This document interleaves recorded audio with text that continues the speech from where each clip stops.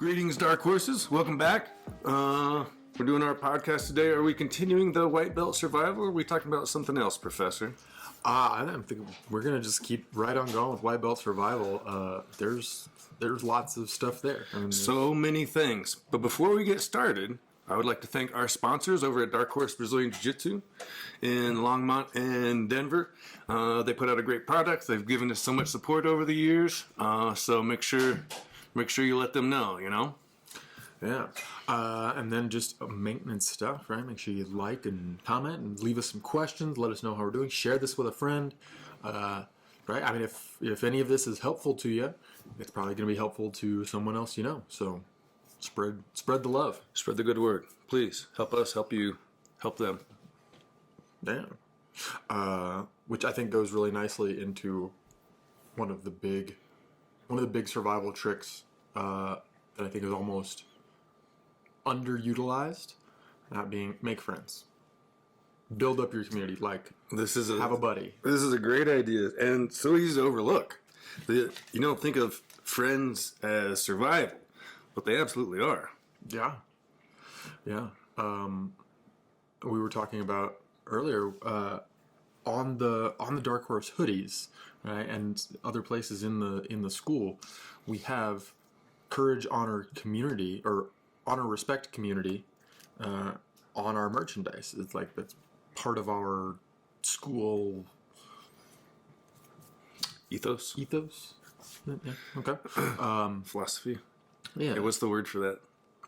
Anyways, we'll come back to that. Yeah. Anyways. In my old school, back when I was a white belt, it was honor, respect, courage. I really Also like excellent. Courage, super important. it is. If you're facing down a problem, you need courage. I mean, especially if you're by yourself. You know, like you got to handle it. You got to buck up. However, if you've got community, you don't need courage. You have a strong team behind you, supporting you in many ways. Courage isn't quite as central a focus, central a need. Yeah, it kind of makes a room full of strangers who are trying to choke you, all of a sudden a room full of friends who are trying to make you better at fighting, and just that little switch. You don't have to be brave. You're not by yourself. We can all learn together. Yeah. Make friends. Be involved in the community, right? Like, it's pretty natural. It's pretty common for people to be shy. Well, I don't want to look silly. But guess what? The person you're talking to doesn't want to look silly either. Yeah. So, Dark Horse, the teachers are pretty much always going to like reach out to you and like befriend you, ask you questions a little bit, but they can't always be there to, like hold your hand and be your friend. So make other friends. Put yourself out there. Ask some questions. yeah. Ask them to drill. And then drill a thing. Don't do 2 or 3 reps and then start chit-chatting. Yeah. Or, do that occasionally. Whatever. That's good too. Yeah. And yeah, I mean, absolutely ask questions. People are so excited to share what they know. Or in some cases, what they think they know. But people are excited to share, right? We're all learning. We're all growing. We're all engaged. And if you give somebody the opportunity, they're going to tell you all about the things that make them excited about jiu-jitsu. And hopefully a lot of those things are overlaps for you. Yeah. Right? And boom, there's your friends. People that overlap your interests. Yeah, and they're going to have a different way of thinking about it, of conceptualizing it, of applying a technique than, say, Professor or Coach will, and whoever taught it to you. And the way they say it, the way they do it, may click for you. And maybe the thing that gets you over the hump, as they say. Absolutely. Yeah, I think friends, community cannot be understated in helping you grow. I know, I mean, for me, Professor Sergio is like my best and oldest friend and my oldest training partner. And I mean, there were years where I was deeply jealous and, years where I'm like fighting as hard as I can to catch up to him. And Did he start before you? he did. Huh. He did. But I mean, also in all that time, we were sharing techniques and getting reps after reps after reps and rolling round after round, and we were working on our individual progress, but we were together in that fight. So it made it so much easier. It made it so much better. It made it steel sharpens steel. Absolutely. Yeah. Absolutely. So you have your Superman T-shirt on. There we go. Yeah. Right? Yeah. I mean, having a rival, having a friend, having a training partner, just makes the difference. I heard, can't remember whether it was a podcast or video I watched, but it was someone talking about training jiu-jitsu, and they had a friend that was also a rival, and they would go so far as to tell that person that no, they weren't going to be able to make it today, so that maybe that person wouldn't go to class, and they could get to class and get some more jiu-jitsu in. Which head fake them a little bit. Yeah. And then they'd see him in class, they'd be like, you sneaky bastard, I see you. Right. Yeah. Well, and then I think too, like, you get to the point where, all right, no, I want you to show up to more classes because I want another chance. You and me, buddy, we're gonna duke it out. Yeah, the greater challenge: beat a stronger enemy, not enemy, but right. Let's say right. Yeah. Well, hopefully it's rivals at the school. Yeah. No enemies at the school. No. But yeah, I mean, you can also make stronger rivals. I mean, you literally can't not make stronger rivals, in a sense. Yeah. So, community, so big. Such a word that's so easy to like say it, and it just kind of like flies under the radar. Yeah, community, everyone knows it. Whatever, no reason to think about it, or just community. Whatever. Doesn't strike a nerve like, oh, that's such an amazing thing. But I've talked to so many students, and they're like, yeah, I went to this academy, I went to that at whatever place. I stayed at Dark Horse because of the community. That's exactly what they say. The community. That's why I train at this gym. And I'm like, that's cool. That makes me all warm and fuzzy inside. Yeah, that's one of my favorite, most highly regarded compliments is that we've got good community. It even looks like a cape. All right, Superman cape. Yeah. That's for the people watching on YouTube. You people listening, sorry. All right. I could be a naked guy busted out on meth for all the listeners now. Don't forget to grab the noodle grip. The noodle grip. The noodle grip. It's new school. You old school guys probably don't know it. You kids probably don't know it either. But it's coming. You'll see soon. Poor phrasing, but yes. Is it though? It'll be on the scene soon. I think is a better way to say that. Okay. I smell it. You're stepping in. Yeah. I got you. Yeah. All right. Yeah. Community, making friends, investing in other people's technique, investing in other people's progress. Before we got all this stuff going, we were talking about the double-sided sword that is stubbornness, and kind of the two-step problem of learning jiu-jitsu, like professor, coaches, whatever, maybe describing like a territory to you, and I always use the metaphor in Brazil because it's Brazilian jiu-jitsu, but they're describing that territory in Portuguese. So there's like multiple levels of things that you have to learn to like understand jiu-jitsu. So you got to learn the language first so that you can then learn the territory. So some ideas that are pushed to you, like your teachers are going to teach you, aren't going to make sense, and you're going to want to try to fight against those ideas, but it's in the end counterproductive. Yeah. I think one of the biggest struggles in jiu-jitsu is reprogramming instinct, is learning a new set of automatic responses. And so we have our automatic responses really, really ingrained, so much so that we sometimes fight back. So much of jiu-jitsu is really counterintuitive. Yeah. For sure. And it cannot feel right, even when, the expert in the room is telling you that that's right. Because it's a counterintuitive. No, everything in my body is telling me grab them and push them away as hard as I can. Yeah. Thus extending my arm for an arm bar. Yeah. Yeah, and it doesn't feel right to do what professor or coach is saying. So have that resistance, but Be open, right? Yeah. Be humble. Be a little self-reflexive is what you're talking about. Mm-hmm. Like, why am I having these thoughts? Why am I having these feelings? Why am I resistant to this specific idea? yeah. I mean, we gotta look like,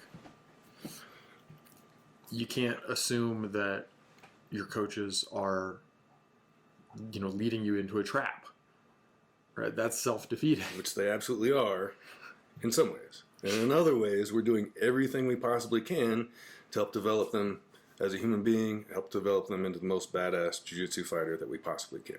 Yeah. I mean, even leading folks into a trap, I don't know if that's a great metaphor, but even in leading folks into a trap, we're like trying to teach a lesson that's going to make you a better fighter. Yeah, I'm thinking like rolling, like we're setting up traps for them to fall into. Absolutely. And that is something we do. Yeah, sure. Yeah, it definitely is. And we do that because it's a good example of what you can do, and it works on your defenses. As it turns out, the obstacle is the way. If you're getting stuck somewhere, that's an area where you would like to develop some more answers.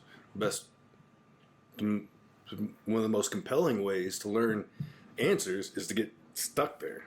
Mm-hmm. And then keep your ears open, listen to what your coaches are saying, because when you're stuck there,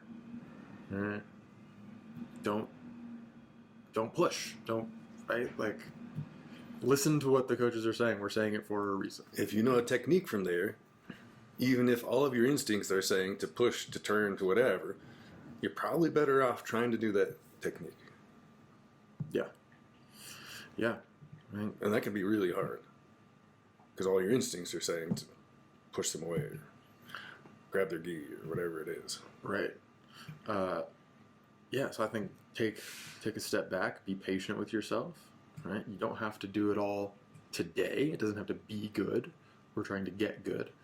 Right? And 1% better every day. 1% better every day. And a lot of times that 1% is overcoming the, well, that doesn't seem right. Or the, no, that doesn't, this feels like the way it should go. The more you can do that, the more you can push back against those or overcome or ignore those internal resistances, the faster you'll learn, the faster you'll get better.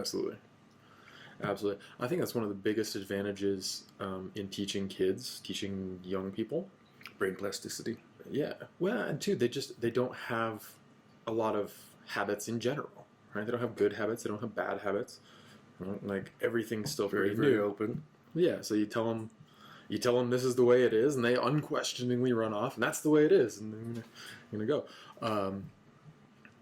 Right. I'm like, Eric and I were talking earlier today, and about like students getting the idea in their head once they've attached to it, right? Even another teacher that says something slightly different, they'll come up and like, wait, no, that's not how That's not the idea in here. Right. You're saying another idea. Right. But I mean, yeah, I'm saying a different idea, because XYZ. The world is vast. Both things, two or more things can be true at the same time, even if they seem contradictory. Yeah.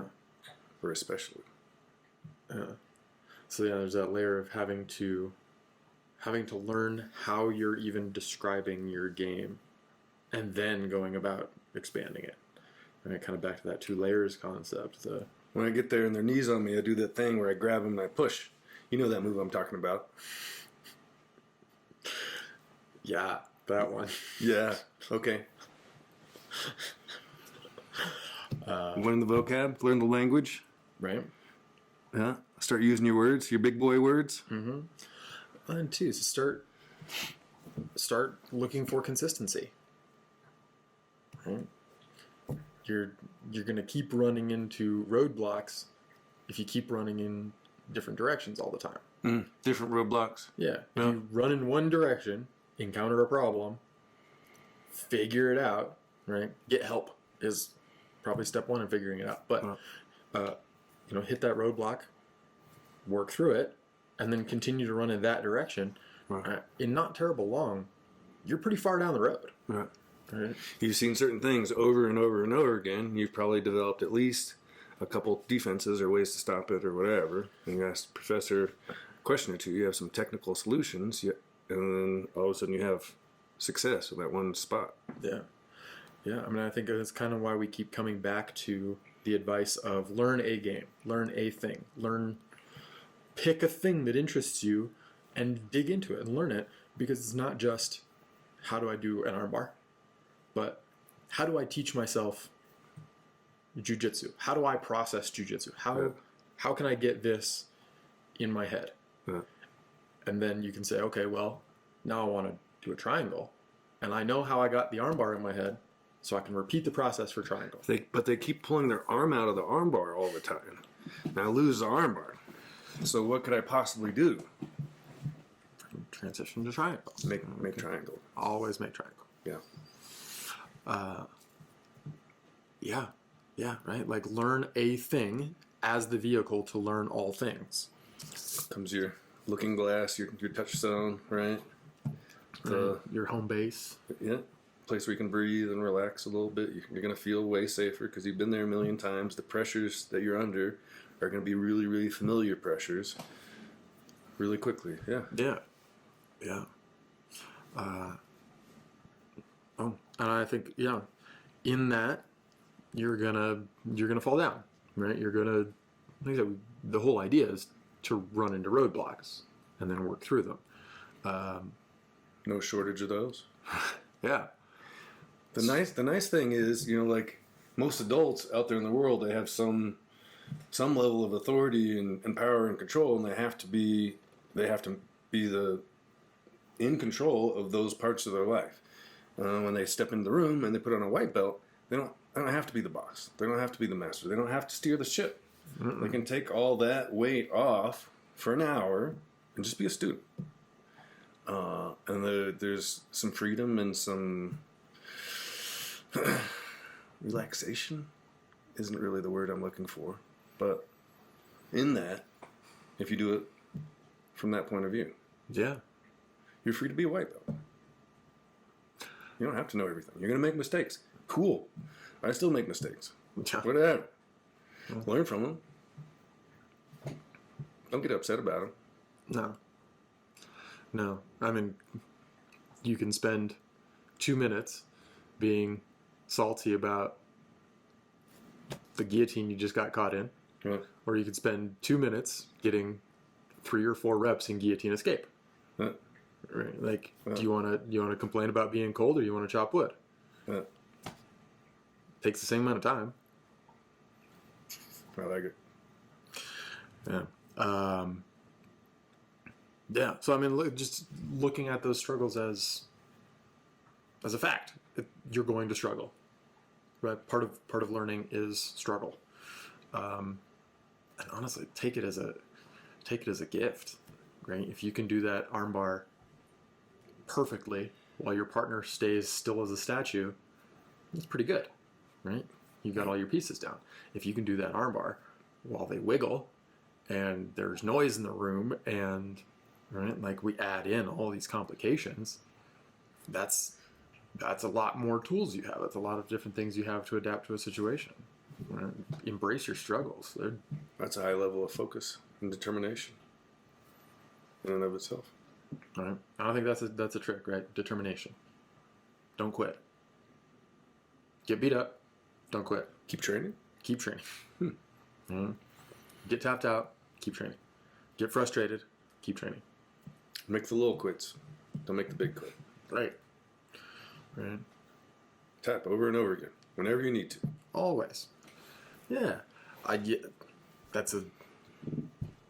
that's a big one. That's one we didn't really dig into last time on the white belt survival, but tapping out. That's good for you on both sides. And it's fairly complex. It seems easy it seems simple on the face of it, right? You're in a submission, you're about to go unconscious, or have a limb hyperextended, twisted, wrecked, whatever. Tap. But there's a lot to it. Right? Yeah. There's a lot in there. Yeah. I think if you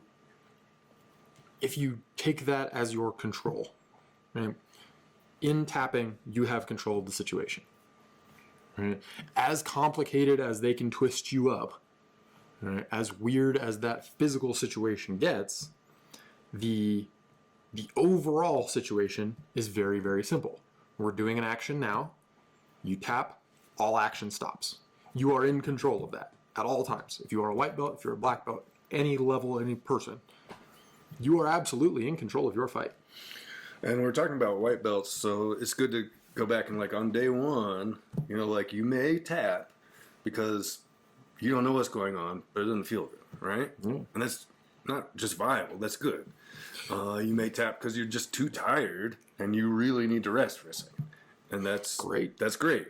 Over time, those need to be minimized at your own pace to the point where you really only tap because you're in a submission and you're going to go unconscious or something's going to break. Yeah. Yeah. But honestly, day one, day two, if you're confused, right? Like, Whoa. I've only learned side control and now we're someplace not side control. Yeah. Tap out. That's fine. Great. Yeah, you are in control of your fight. So challenge yourself at your pace, from your place, wherever you are. That's fine. But work from there towards pushing a little farther, a little harder. Yeah. Don't be afraid. You are in control. You are okay. You're going to be okay. Right. Hopefully your partner is going to be okay. You are going to keep your partner safe. That's the kind of other side of tapping, right? Is leaving room for it. Is making sure that you are respecting the tap, are giving your partner the opportunity. There are some white belts that's worth going over that they really, really want to get that armbar, and that's excellent. However, they have to do so in a manner that's safe for their partner. Yeah. I really, really want you to get that first armbar because that's a good milestone. Hell That's yeah. awesome. But I also want your partner to come back tomorrow and train. yeah, popping their elbow or even something smaller like kicking them in the face in your extreme haste to get the armbar, not cool. Yeah. Right? Yeah. A sign that you need to slow down. You need to chill out a little bit. Right. Yeah, and that hits another piece of our list as well. Right? Slow is smooth. That's a often overlooked thing in the beginning. We think it feels like the whole operation is moving very fast. Right. I'm doing this for a fight, so I have to do it at speed, which is true. But you don't need to practice it at speed. That is not good. That is not helpful. That is not the most effective way to learn a technique. And at first, you're going to have to remind yourself when you're drilling, oh, I'm tense, I'm dripping sweat, and I'm doing this technique sloppy, like I need to slow down. You're going to have to force yourself over and over again. And like, honestly, I know some upper belts that they still have to like constantly remind themselves, slow down. Sure. But if you can make yourself do it, you'll understand the technique a lot better and you'll get much higher quality reps on those techniques, and thus they will become a part of your game much more quickly. Yeah, definitely. But I think there's a bit of that phenomenon, almost like learning a language, right? Where if we're hearing someone speak a language we don't speak, it can seem very, very fast, right? Because we're not sure. Even when you're learning it, like if you pick up a word here or there, you pick up that word and you're like, what was that next word? I don't know. And they're like, they keep going on. You miss all the rest of it. You're missing the body language, the intonation, the whatever, because you're feeling lost. Yeah. But the reality is people aren't speaking particularly fast, right? People are talking at their normal pace, but since you don't speak that language well, it seems like a lot, and it seems really quick. And It I think, feels overwhelming. yeah, I think jiu-jitsu can be very much the same way, and it seems like it's going really fast. It seems like there's a lot happening. Yeah. And sometimes there is a lot happening, Sure. but, right, like, I don't know. I don't move that fast all the time. Right? But, I'm way too energy efficient to be moving fast right. most of the time. There's the other metaphor, like learning jujitsu by training hard is like learning a language by shouting at someone. That's a Kind of the reverse great of it. metaphor. Kind of the Yeah. same thing, right? Yeah, absolutely. Right. And just because it seems fast because it's new and because you're not getting all the little pieces. Because your brain is panicking. Because you're getting squished. Yeah. Doesn't mean that it's absolutely fast, and does not mean that you should respond to that by going faster. Right. That's the key piece, right? In boxing, they say timing beats speed. Jiu-jitsu is the same. It's not a common phrase in jiu-jitsu that I know of. But if you can take a deep breath and relax and watch what's actually going on right now, you'll be much better prepared to counter that thing rather than just trying to stop whatever, trying to grab their arm because they're reaching for you or whatever. Yeah. You'll be much better equipped to react effectively. Let's put it that way. Yeah. Yeah. And I think, kind of coming back to one of your early points, if you build that up from slow, you have it so much better, right? It's so much clearer in your head. And I think because you're concentrating on the movement, not the exertion. Right? And like, I think we can do various movements and we get focused on how much we have to push or how quickly we need to snap into a space or whatever. Yeah. And the speed or the force becomes our thought focus instead of where the movement is or what the movement is. You develop literally a feel for the move. Mm-hmm. Exactly how much force you actually need, not how much you think you need in your head. Yeah. Yeah. And I think go slow on lots of different bodies and you've got a way better idea of... Oh, yeah. Oh, yeah. A way better idea of not just where to apply force, but where to apply force on a more absolute scale. Right? Like, how do I apply force to the skeleton of this person? Because, right, the skeleton's the skeleton, regardless of what hangs on the outside of it. Meat. But meat can come in lots of shapes and flavors. Yep. Moving right along.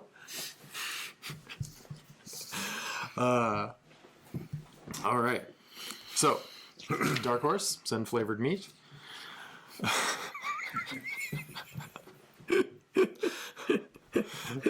Dried, I guess, if you're sending it. Dried meats? Yeah, whatever. What should we talk about next?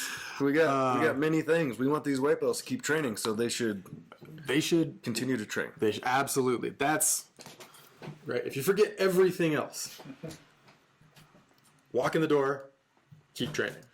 Don't stop training. Don't stop training. Get frustrated, keep training. Tap out. Tap out, keep training. Train again. Yes. I think within that process, obviously just keep showing up. Within that process, we can get really far. We can get a lot more bang for our buck if we're kind of planning our work and working our plan. Right? Setting goals. Setting goals. That's what I was gonna. Setting interlocking goals. The small, medium, large, and even like micro goals. Yeah. Like today I'm gonna tap in the set roll, whatever, 2 times instead of the 3 times last time. Or I'm gonna try to keep my hands. I'm trying to get my arms back into my chest if someone mounts me. Or I'm gonna replace my guard 1 time, 2 times. Yeah. Yeah. That arm bar that I saw in class. You don't even have to get it, right? But I'm gonna go for it 5 times in all of these rolls. I'm going to go for that armbar. I'm going to get 5 reps in live training of that armbar, whether I get it or not. If I get it, that's great. But I'm going to go for it. I'm going to remember that move from before, even though I'm rolling now. Yes. I see this almost daily, at the very least on a weekly basis. When people break out to roll at the end of class, somebody will be trying the move that we did that day. Yeah. And honestly, 9 times out of 10, the person that's trying the move we did today is winning, is in control, is advancing. Yeah, like, just give it a shot. It doesn't. There's no expectation of like 2 students roll. One applies the technique from class. One does not. One student gets better faster than the other. It's like a complicated mystery. With That's a riddle, right? Right. We'll send that out to you guys. both of the moving parts you've got there. I know. Yeah. So I mean, yeah, micro goals. Like just applying the technique. I think there's huge power in just trying. Go for it. Accept being tapped out. I'm gonna try this sweep, and if I It get, is your destiny. and then you can start noticing your patterns, and build up a short-term goal. Right? So, okay, well, I tried that armbar 5 times, but now in the next 2 months, the next 3 months, I'm gonna land it. I'm gonna get it. Right? So a short-term goal. Small goals, yeah, short-term goals, small goals. Get that armbar. Pick a guard game. Mm-hmm. Start to develop that guard game. Mm-hmm. Lose 10 pounds. Gain 10 pounds. I don't know. Mm-hmm. Get that next stripe. Compete. Yes, competition is a great goal. It might be more of a medium-term goal, Yeah, but kind of it could depending. be a short-term. Yeah. Compete. Get out there. Put yourself out there. Just compete at least once. Mhm. Put yourself through the fire. I like competition, even for those folks that are not going to do a second competition ever in their life. I Just really fun. like to tell people, try a competition at least once Yeah. to prove your jujitsu to yourself. It's a cliche, but the tournaments that I did the worst at, I learned the most from. Yeah. Learned a lot about myself, my competition style. Learned a lot about my jiu-jitsu, where it was and where it was not. Yeah. I mean, I struggle with self-doubt a lot, you know, and You know what that makes you? Human. okay. Yeah. So I like competition. I have done competition to kind of relieve that doubt. Right. In the room, my friends and training partners, Yeah. there's this little like doubt in the back of my mind. Is he giving me everything? They're taking care of me. Yeah, they're taking care of me. Like they're not going 100%. Yeah. Right? Like, oh, maybe they're pushing up there close to 80, but they're not giving me everything. Well, So I like going out into the competition and say, okay, that person gave me everything. everything they could muster on that given day. And my was it. jiu-jitsu worked. Yeah. Right? I mean, even if I lose the match, still have that feeling in the back of my head, like, yeah, my jiu-jitsu worked. Right? Like, You feel all those doubts the day before, the day of, the weeks before, stepping onto the mats, you get the adrenaline dump, the whatever. All that stuff's going to happen, and you fought through it anyways. It's a huge win. right? Somebody fought you with full resistance and you didn't die. You didn't die at all. Right? Yeah. Yeah. Like, yeah. I mean, I sometimes think in kind of far extremes, but sometimes it can be helpful. Right? Think, okay, Good you did for your perspective. competition. Yeah, you did your competition. You didn't die. A woman did do not it again. cut your penis off and throw it out of the window of a moving vehicle. Your day could be so much worse. Yeah. You know, like I'm feeling pretty good right now. Yeah.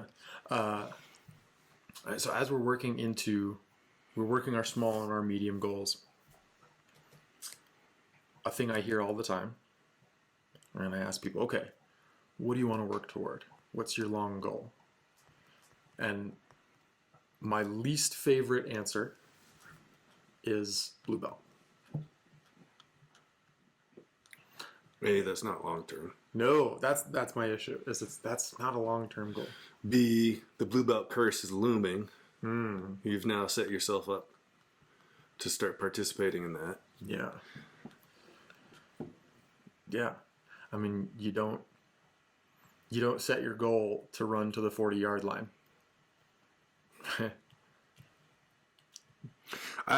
In the last couple times we've gone through goal setting as our speech of the week, and I'm like, raise your hand if you have set black belt as your goal, and like almost no one raised their hand, and I'm like, okay. So today, Black belt should be your goal. right now, if you haven't done it yet, close your eyes, take a second, talk to yourself, imagine yourself with a black belt on, right? Imagine me, your professor, tying that black belt around you. Imagine your friends around, right? Imagine it being at a party, being at a promotion, being at a tournament, right? You win black belt. You're up on the podium if that's what you want, right? And I take the black belt off and I put it on. Imagine that and make it real in your mind. Set that goal today, right now, if you haven't. Yes. Yeah. I mean, you're not even close to done. You're not done in the black belt, but No. but blue belt is But not a long-term goal. But that's a good milestone, black belt. Yeah. Yeah. Yeah. I thought of black belt as like, okay, I speak this language now. I can start getting good. And start climbing the mountain of the territory. Yeah. Yeah.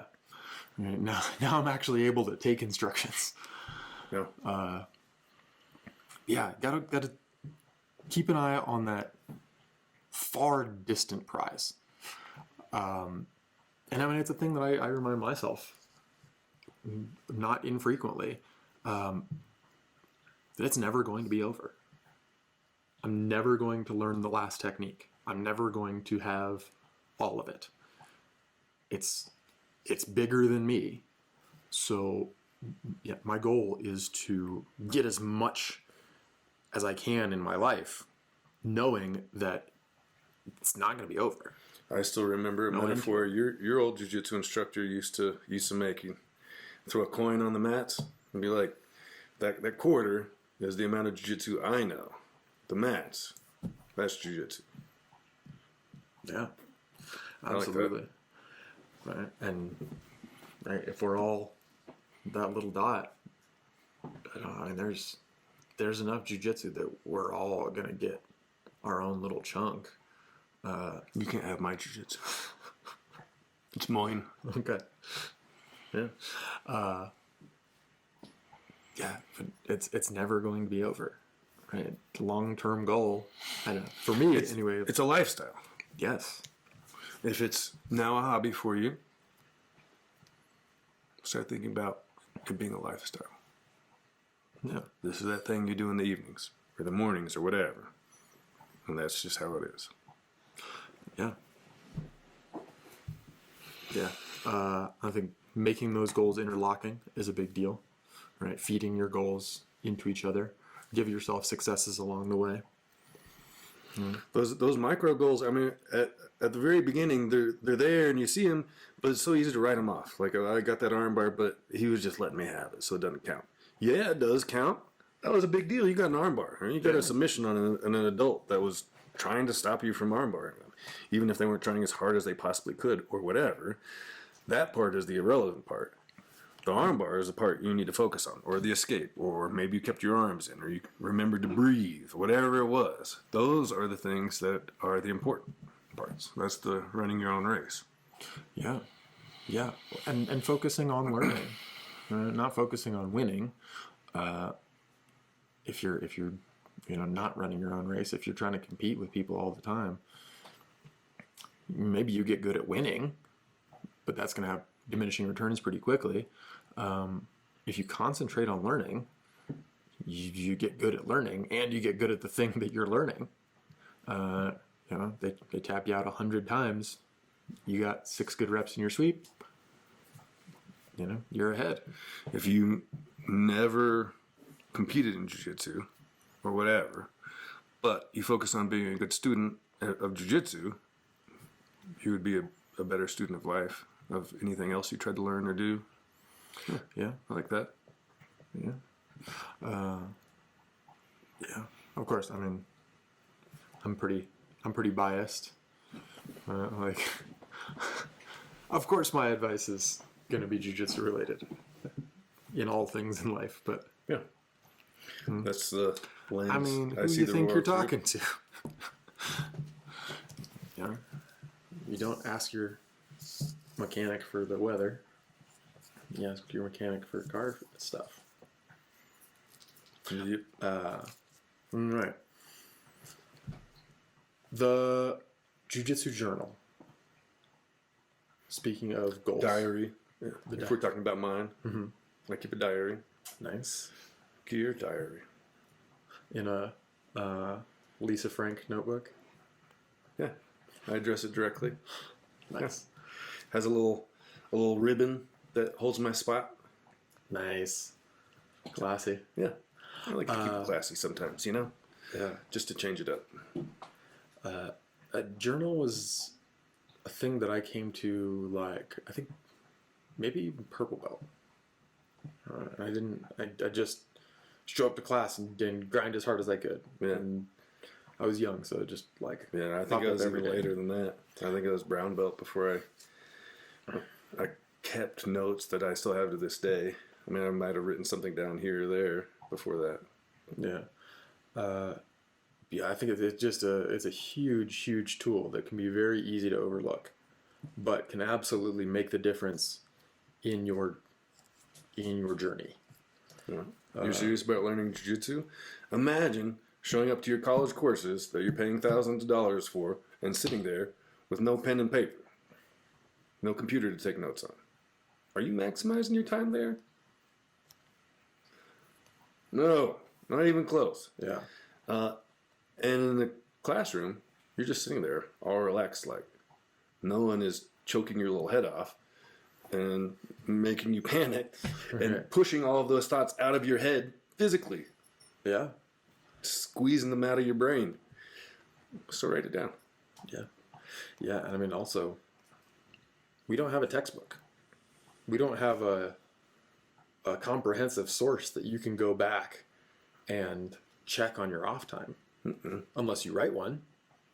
Right? So write one that makes sense to you. Write one that includes your goals. That includes those little things you're working on and how they're going to feed into the next thing. We will be filming the fundamental curriculum here at some point in the next couple months. Yeah. However, you making your notes on it, super effective. I noticed when I first started writing notes on jiu-jitsu, it was these long explanations trying to make clear the position and the move, the mechanics of the move, and they're like little stick figure drawings, right? It was like one move would be like a page and a half. And over time, you develop your shorthand. You know, this move is like that other move, so it has the same, you can use the same name. So you start making these connections. But in a very real way, you're literally teaching your brain how to think about jiu-jitsu more clearly by writing it down over and over again. So you learn that vocab stuff, right? Yeah. And you start making a lot more connections because you're thinking about it when you can breathe and think clearly, not just in the fight. Yeah. Yeah. And then reference them back. I see that a lot. Review your notes. Yeah. Yeah. I see folks take notes for a couple weeks, Yeah. and then they drop off. And I'm like, well, where's your journal? Oh, I stopped checking it. Go check it. Yeah, go check it. Oh, your homework today is go check that journal. Right? Read it back. You'd be amazed how much you caught back then that even 12 hours later is out of your head. Yeah. Yeah. The next day you go to drill it, you're going to be missing a couple pieces unless you have those notes. Yeah. Yeah. So get your journal. Get your goals in your journal. Figure out how to communicate with yourself about jiu-jitsu. Develop your own jiu-jitsu language, your own jiu-jitsu shorthand. Use the terms that your instructor gives you, for sure. But yeah. Yeah, and I think we say this stuff a lot, but without some of the depth and the reasons why. So I think that's great to look that's at. why we're sitting here. Yeah. You can use Google Sheets. You can use an app on your phone. You can use a sheet of paper. You can use a spiral notebook. There are BJJ journals you can buy online. Yeah. They have different prompts for writing notes, different ways of thinking about it or going about it. Yeah. Whatever method works for you. Yeah. Personally, I like, this is going to sound really weird, but I like to get a fairly expensive resource. All right, like I'll get on Amazon and buy a nice jiu-jitsu journal. Put some skin in the game. Yeah. No. I spent money on that. I'm not going to waste it. Yeah. I'm going to get every single page all the way full. Yeah. I'm getting my $17 worth. That is why 30 days of free classes, you still have to buy a gi pants and t-shirt. Otherwise, you take a class, it was fun, but whatever. I didn't put any money into it. Yeah. Invest in yourself. Invest in your game. Right? Invest for a long term. All right.